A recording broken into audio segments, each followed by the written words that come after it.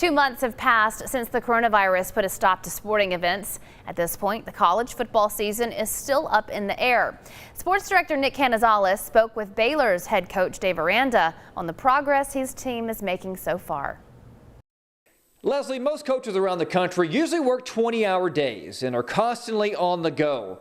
For Baylor head coach Dave Aranda, he's still trying to get adjusted to life right here in Waco. I have an inflatable mattress, and I've got, the pepperoni pieces that are in the freezer. Being a new coach in a new city during a pandemic is something Dave Aranda is still getting used to.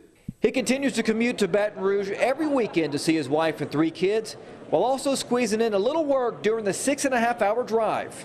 Try to get as many recruiting calls as possible on that drive. And, our department here has done a great job of kind of teeing those up for me. So about every half hour I'm on the phone.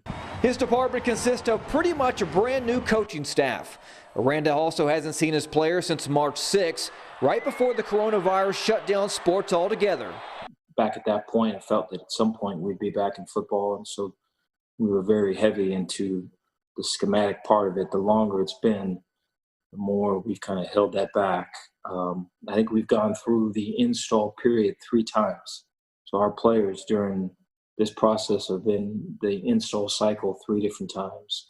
With the start of college football up in the air, Aranda's hoping his team will learn a lot about communicating and learning virtually until they step back on the football field. The communication with our players and the communication with our coaches in terms of staying on the same page. As a new staff, I think there's some difficulty to it. I think when you step into that, though, there's a lot you can get out of it. And so I feel, we're going to be the better for it when all of it's said and done, when we are back together. In Waco, Nick Canizales, 6 Sports.